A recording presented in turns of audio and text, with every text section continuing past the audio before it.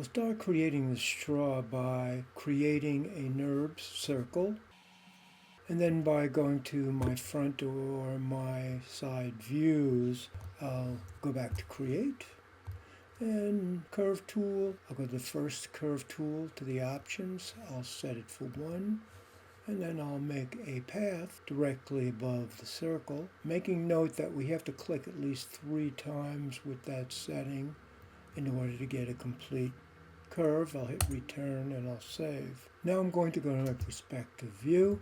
I'll click on the color tab under base. I'll click on checker. I'll select it, hit 6 on the keyboard. Now I need to proportion that texture map, so I'll start by going to UV, choosing cylinder, and then I'm going to go down and I'm going to locate these little red tabs we see, and I'll drag them to the back so that they bump into each other. And I'll go to my UV editor now. I'll select the shell by right-clicking, choosing UV shell.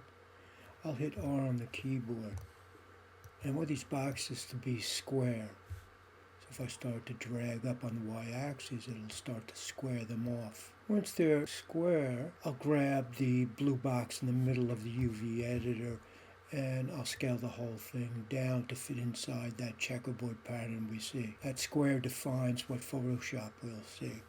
I'll right-click, Object Mode, deselect, select again, and then in my UV editor, I'll go to Image, UV Snapshot. I'll set it for 1048 by 1048, always a PNG. I'll direct it to my folder, I'll give it a name, save and apply and close. And then I would simply go into Photoshop and create the texture I wanted.